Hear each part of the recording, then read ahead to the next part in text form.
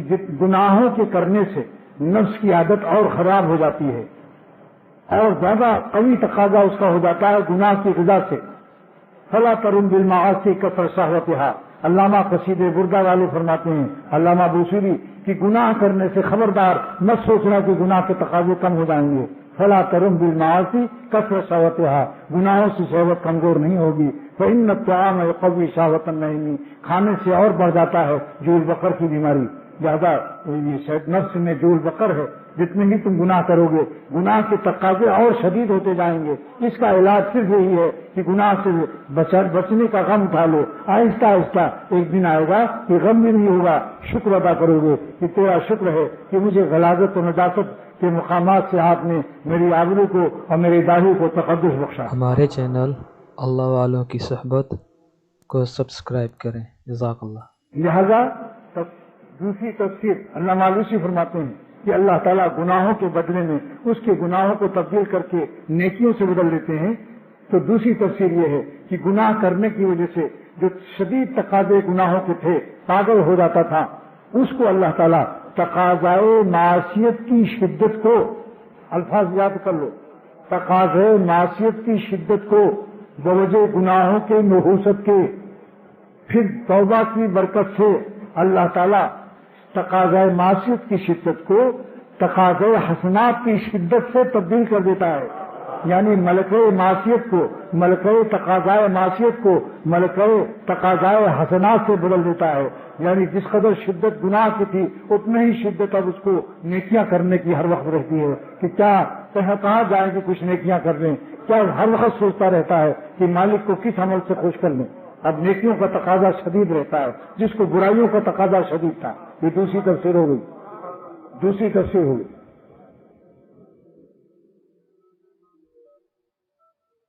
جس کا مختصر ملکہ تقاضائے معصیت کو ملکہ تقاضائے حسنات سے بدل دیتا ہے. اب تیسری تفسیر سن لو. پہلی تفسیر میں اور تیسری میں ایک آدمی کو بلایا جائے گا. پہلی تفسیر سب کے لیے ہے پوری امت کے لیے ہے مگر کچھ لوگوں کو یہ قیامت کے دن دوسرا معاملہ بھی ہوگا کہ ایک آدمی بلایا جائے گا. اللہ تعالیٰ فرمائیں گے اے فرشتوں اس کی چھوٹے چھوٹے گناہ دکھاؤ اور بڑے بڑے گناہوں کو اخفا کر لو. ایک کنارے چھپا دو. اخفا خفی مخفی کر لو پوشیدہ کر لو اس کو نظر نہ آئے. اور چھوٹے چھوٹے گناہ جب اس نے دیکھا کہ حل انت فعلت کذا کذا و کذا و کذا و کذا کیا تم نے ایسا کیا اب وہ ڈر جائے گا. فإنه مشفق من الكبائر. وہ ڈر جائے گا کہ چھوٹے گناہ میں تو یہ دھمکی ہو رہی ہے تو بڑے گناہوں پر میرا کیا حال ہوگا. بس وہ ڈر جائے گا. اس کے بعد اللہ تعالیٰ فرمائیں گے چونکہ توبہ کر چکا ہے. اب تیسری تبدیلی کا جغرافیہ سن لو. اللہ تعالیٰ فرمائیں گے قیامت کے دن کہ جتنے اس کے چھوٹے گناہ ہیں کیونکہ اس نے توبہ کیا تھا اس کے بدلے میں وہاں میری طرف سے نیکیاں لکھ دو. پہلی تفسیر میں بندے کی کمائی تھی. اس تفسیر میں تیسری میں عطائے شاہی ہے عطائے الہی ہے. اس عطا کو علامہ آلوسی نے فرمایا کہ ایسی معافی کہ گناہوں کی جگہ نیکیاں لکھی جائیں اس کا نام عفو کریمانہ ہے. فإنه يقال لهذا العفو کرم العفو یعنی عفو کریمانہ. ہمارے چینل اللہ والوں کی صحبت کو سبسکرائب کریں. عفو کریمانہ ہے. کریمانہ معافی کہ بجائے سزا کے وہاں نیکیاں لکھا دیں. تو جب اس کو اپنے چھوٹے چھوٹے گناہوں کے بدلے میں نیکیاں نظر آئیں گی تب وہ کہے گا کہ فإن لي ذنوبا میرے لیے تو بڑے بڑے مجھ سے اور گناہ ہوئے تھے لا رہا میں کیوں نہیں دیکھ رہا ہوں اس کو. کیونکہ اس کو دیکھیے ڈری ہو گیا جب دیکھا کہ چھوٹے گناہ پر نیکیاں مل رہی ہیں تو بڑے گناہ پر کتنی بڑی بڑی نیکیاں ملیں گی. تو حضور صلی اللہ تعالی وسلم کے لیے اس کا راوی کون ہے سن لو. روایت مسلم شریف کی ہے. یہ صحاح ستہ کی مسلم شریف کی روایت ہے. اور راوی کون ہے حضرت ابو ذر غفاری ہیں. یہ وہ صحابی ہیں کہ سرور عالم صلی اللہ تعالی وسلم کے پاس جبریل علیہ السلام بیٹھے تھے. اتنے میں ابو ذر غفاری آ رہے تھے. انہوں نے عرض کیا یا رسول اللہ صلی اللہ تعالی وسلم حاذا ابو ذر غفاری یہ ابو ذر غفاری آ رہے ہیں. آپ نے فرمایا آسمان پر رہنے والے جبریل تم کو کیسے پتا چلا کہ ابو ذر غفاری ہیں. مدینے والوں کو تم کیسے جانتے ہو. حضرت جبرائیل علیہ السلام نے عرض کیا یا رسول اللہ صلی اللہ علیہ وسلم ابو ذر غفاری جتنی ان کی شہرت مدینے میں ہے اس سے زیادہ شہرت آسمانوں میں فرشتوں میں ہے. فإنه أشهر عندنا من شہرت عند أهل المدینہ، مدینے والوں سے زیادہ اس کی شہرت وہاں ہے آسمانوں پر. حضرت حضور صلی اللہ تعالی علیہ وسلم نے پوچھا کیا جبرائیل یہ ان کو فضیلت کیوں حاصل ہے، کیا وجہ ہے؟ جبرائیل علیہ السلام نے عرض کیا بِصِغْرِهِ فِي نَفْسِهِ، اپنے کو کمتر سمجھتے ہیں، حقارت سے دیکھتے ہیں کہ میں ایک گنہگار ایک نااہل بندہ ہوں. یہ احساس کمتری، اپنے کو حقیر سمجھنے والے اللہ کے ہاں بڑے ہوتے ہیں. اور وَلِكَثْرَةِ تلاوت سورۃ الاخلاص اور سورہ اخلاص قل هو اللہ احد والی سورت یہ زیادہ پڑھتے رہتے ہیں. ان کی فضیلت کی دو وجہ، کیونکہ 10 دفعے 3 دفعے جو قل اللہ شریف پڑھ لے گا ایک قرآن پاک کا ثواب ملے گا، اور جو 10 دفعے پڑھے گا اس کو جنت میں ایک محل بنے گا. تو ابو ذر غفاری اس کے راوی ہیں جو میں نے آپ کو روایت پیش کی. اس کے راوی کون ہے؟ ابو ذر غفاری. اور روایت کس کتاب میں حدیث کی ہے؟ مسلم شریف کے اندر یہ روایت.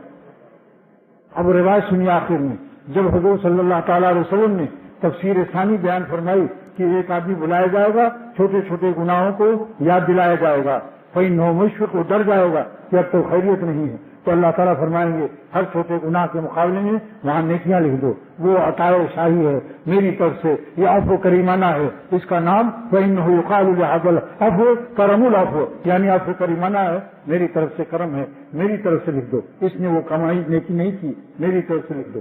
پہلی تفسیر میں اسی کی کمائی تھی، دوسری تفسیر میں اللہ تعالیٰ کی عطا ہے، تیسری تفسیر میں عطا شاہی ہے، عفو کریمانہ ہے. لیکن ایک روایت اس میں ایک جملہ بھی باقی ہے کہ جب یہ آپ نے فرمایا، جب اس نے کہا کہ یہ چھوٹی چھوٹی، دل میں سوچا کہ چھوٹی چھوٹی گناہ پر تو نیکیاں، تو بڑے گناہ کیوں نہ بتاؤں؟ تو اللہ میاں سے کہے گا فإن لي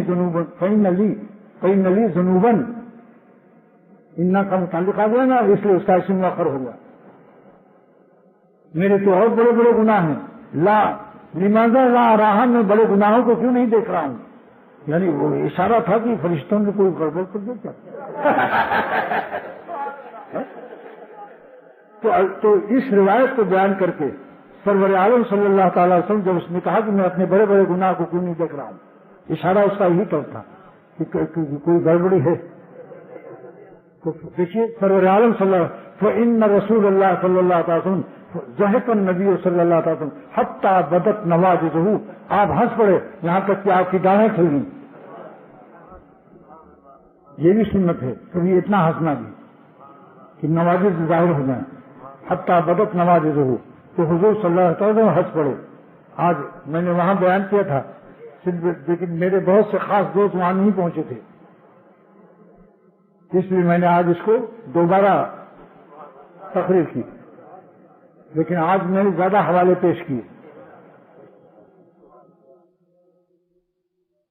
یہ مسلم شریف کی روایت ہے، وہاں نہیں روایت کا راوی کا نام نہ پیش کیا تھا نہ کتاب کا، یہاں بتا دیا یہ روایت مسلم شریف کی ہے اور راوی حضرت ابو ذر غفاری رضی اللہ تعالیٰ عنہ. تو 3 طریقے سے تبدیلی ہوگی، اور اللہ کی رحمت سے اب جو نا امید ہو بہت ہی ظالم ہے انشاءاللہ تعالی. لیکن دوستو میں ایک بات کہتا ہوں کہ توبہ 100 قتل کے مجرم کے لیے بخاری شریف میں حکم ہے کہ توبہ تو قبول کر سکتا ہے اللہ، یہاں قبول کرنے کی قدرت ہمیں تمہارے گناہ کے مرکز میں بھی ہے، لیکن قدرت کا وجود اور ہے، ظہور اور ہے. ظہور وہاں ہوگا جہاں میرے نیک بندے رہتے ہیں، وہاں جاؤ. اس مجرم کو کہا جا رہا ہے لیکن وہاں نہیں پہنچ سکا، راستے میں موت آ گئی، تو اللہ تعالیٰ نے حکم دیا پیمائش کر لو. اگر اللہ والوں کی بستی قریب ہے کچھ گناہ کی بستی سے تو بھی معاف کر دیا جائے گا اس کو. تو پیمائش جب ہوئی تو اللہ تعالیٰ نے نیکوں کی بستی اللہ والوں کی، اس کے ارادے کی برکت اور لمبی گردن جو کر دی اس کو مرتے وقت کہ کچھ تمہیں اور قریب ہو جاؤں، تو اللہ تعالیٰ کو یہ ادائے بندگی اپنی سے کر لو، اپنی سے تو کر لو جو تم سے ہو سکے، پھر اللہ کی مدد خود بخود آ جائے گی. تو اللہ تعالیٰ زمین قریب کر دی.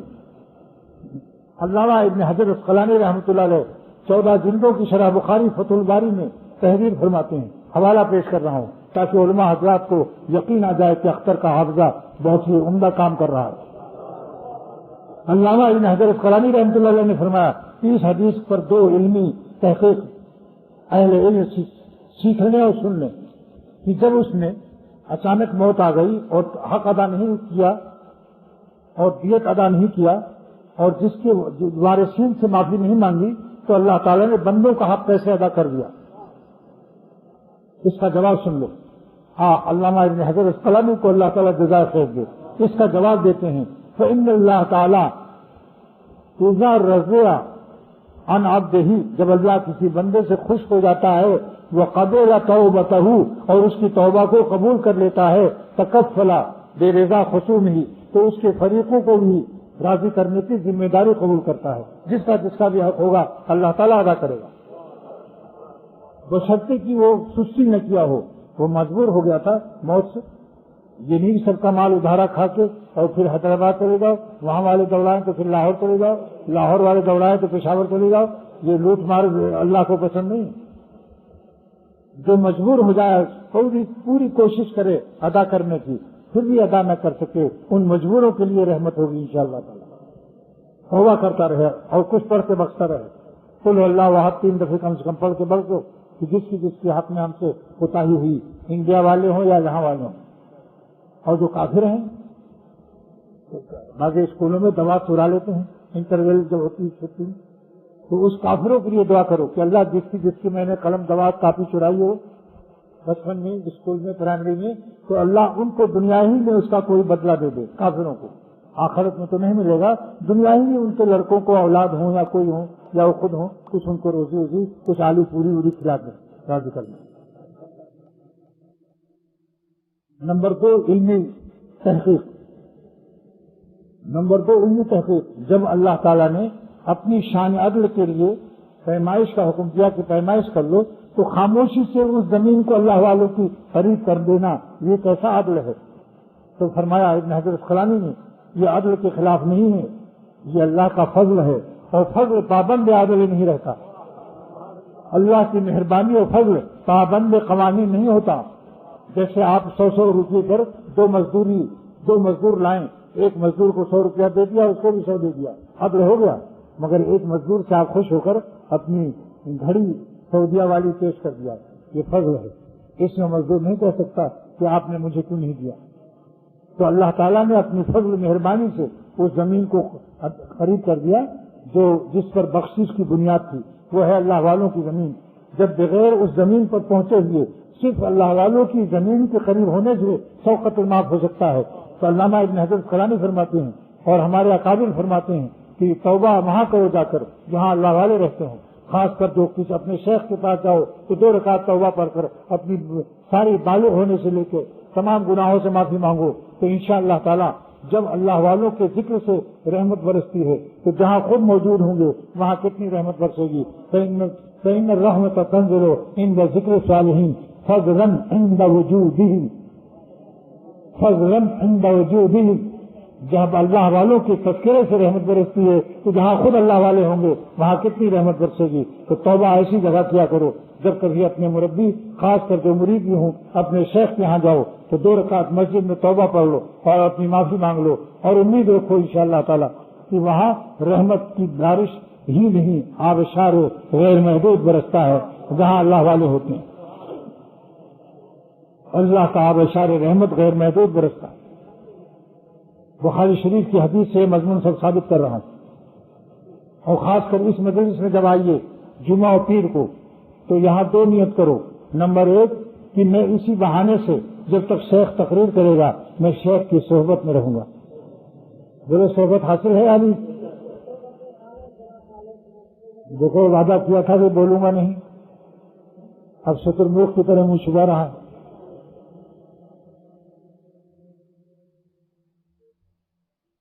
تو بتا دیا کہ خواتین کو بھی حاصل ہے اپنے شیخ کا قرب کان کے ذریعے سے کہ میری باتیں وہاں پہنچ رہی ہیں، اور جو میری تقریر اور کتاب پڑھے انشاءاللہ وہ بھی محروم نہیں رہے گا. تو صحبت شیخ مل اتنی دیر تک ہے یا نہیں؟ بولیے. الگ آنے میں تو بہت مشکل ہوتی ہے. خاص طالب علم پیاس شدید والے، مگر یہ جو ہے یہاں خالی اضافے علم کے لیے مت آؤ، यहाँ इजाफे कैफियत एहसानिया के लिए आओ कि दर्द दिल मिलेगा और अल्लाह की हुजूरी और कैफियत एहसानिया अता होगी। और अगर मुस्तजाद कोई इल्म मिल जाए तो ये नेमत मुस्तजाद है, जिससे तुम्हारा हमजाद गिरफ्तार हो जाएगा। हमारे चैनल अल्लाह वालों की सोहबत को सब्सक्राइब करें। जज़ाकल्लाह। ये समझ लिया एक फायदा। और दूसरा फायदा क्या है कि बहुत से अल्लाह वाले वहां बैठे होंगे और सबका रोशनी बढ़ जाएगी। एक 40 पावर का चिराग जल रहा है बल्ब, लेकिन 1000 बल्ब जल गए तो 40,000 हो या नहीं। तो जहाँ सालिहीन रहते हैं वहाँ अगर से थोड़ी रोशनी वाले हों मगर सब मिल करके ज्यादा रोशनी और नूर बढ़ जाएगा, जैसा कि काबे शरीफ में होता है कि काबे का नूर अलग, अल्लाह के घर का नूर अलग, अल्लाह की तजल्ली का नूर अलग, और हजरत इब्राहिम अलैहिस्सलाम के बुनियादी इखलास का नूर अलग, फिर काबे में सारे आलम के औलिया अल्लाह जो बैठे रहते हैं उनका नूर अलग। इसलिए काबे में पैर कदम रखते ही ईमान एकदम से बढ़ जाता है। तो जहाँ सालिहीन बैठे हुए हों समझ लो यहाँ अल्लाह की रहमत का अवसार बरस रहा है और कितना नूर हमारे दिल में आ जाएगा। एक दिन तो नहीं आते, उनसे पूछो पूरा हफ्ता उनका अंधेरा रहता है। अगर दिल में ज़ौक़ सलीम है, ये मुझ पर गुजरा हुआ कि मैं शाह अब्दुल गनी रहमतुल्लाह अलैह की खिदमत में जिस जुमे को नहीं जाता था किसी वजह से पूरा हफ्ता जैसे खाली संभाले होता, जैसे दिल में कोई चीज की कमी महसूस होती। लिहाजा आज ये भी मेरा इरादा था कि ये बता दूं आप यहाँ आने में ये नियत करो कि बहुत से सालिहीन बंदों की सोहबत और रहमत इलाहिया का आबशार मिलेगा, और आबशार भी गैर महदूद। नंबर 2, इसी तकरीर के और इज्तिमा के बहाने से हमें शेख की सोहबत घंटे 2 घंटे या आधे घंटे की मिल जाएगी। चाहे 10 मिनट भी वो बयान करे या खामोशी से आगे बैठ जाए तो भी समझ लो सोहबत के लिए बोलना जरूरी नहीं है। कूनू मा सादिकीन में ये हुक्म नहीं है कि जब शेख बोल रहा हो तब जाके बैठ जाओ। कूनू माने रहने के हैं, उसके साथ रहो। अगर खानकाह में सोते भी रहो तो भी यही कहा जाएगा कि खानकाह में रहे। अब अपने शेख के पास रहा, कूनू मा सादिकीन उसके लिए मौजूद है। जैसे मछली अगर सो जाए तो यही कहा जाएगा कि दरिया में है। बोलो, लिहाजा खानकाह में अगर सो भी रहो तो समझ लो कि शेख की सोबत में हो। कूनू मा सादिकीन का अमल हो रहा है और आपकी तरबियत सोने में भी हो रही है और आप मुरब्बा बन रहे हैं।